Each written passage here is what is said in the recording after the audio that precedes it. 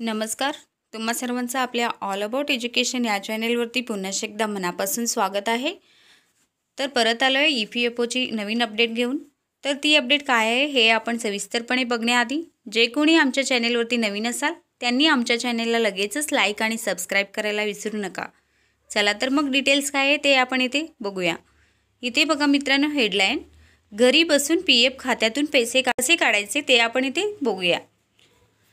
कोणत्याही कर्मचाऱ्यांसाठी निवृत्तीनंतर PF म्हणजेच कर्मचारी भविष्य निर्वाह निधीकडून रक्कम ही एक अतिशय महत्त्वाची ठेव असते, जी त्याला निवृत्तीनंतर एकरकमी किंवा पेन्शन म्हणून मिळू शकते.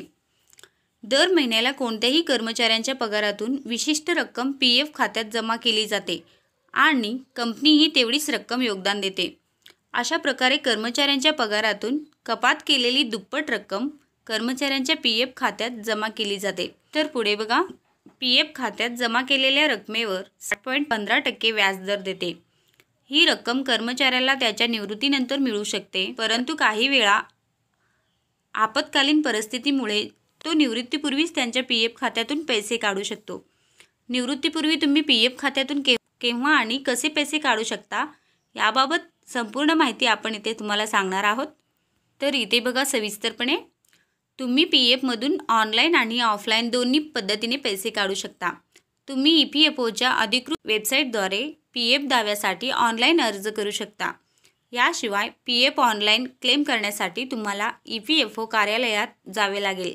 माहितीनुसार PF दाव्याच्या 20 दिवसाच्या आत दाव्याची रक्कम अर्जदारांच्या बँक खात्यात हस्तांतरित केली जाते. म्हणजेच ऑनलाईन आणि ऑफलाईन दोन्ही पद्धतीने तुम्ही PF दाव्याची माहिती मिळवू शकता आणि PFवर सहज दावा करू शकता.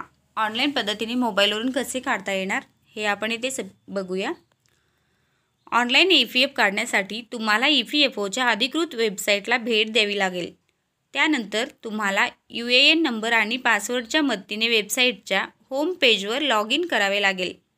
नेक्स्ट तुम्हाला लिंक केलेला मोबाईल नंबर टाकून पडताळणी करावी लागेल. यानंतर तुम्हाला तुमचा आधार क्रमांक टाकून तुमची ओळख पुष्टी करावी लागेल. त्यानंतर बघा, तुमच्या बँक खात्याच्या माहितीची पुष्टी करा आणि पुढील प्रक्रिया पूर्ण करा. आता तुम्हाला PFचा दावा करण्याचा पर्याय दिसेल, तो निवडा.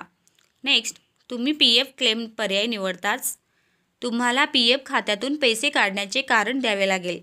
अशा प्रकारे तुम्ही ऑनलाईन माध्यमातून सहजपणे EPFचा दावा करू शकता. तर या प्रकारे तुम्ही घरी बसल्या ठिकाणी आपल्या मोबाईलवरून EPFसाठी दावा करू शकता किंवा पैसे काढू शकता. ही झाली आजची EPFOबद्दल महत्त्वाची अपडेट. आमच्या अध्यापनाचे व्हिडिओ जर तुम्हाला आवडत असतील व अशाच प्रकारचे जर नवनवीन व्हिडिओ तुम्हाला जर बघायचे असतील तर आमच्या चॅनेलला लगेचच लाईक आणि सबस्क्राईब करायला विसरू नका. चला तर मग भेटूया पुढच्या अशाच नवीन व्हिडिओमध्ये. तोपर्यंत धन्यवाद.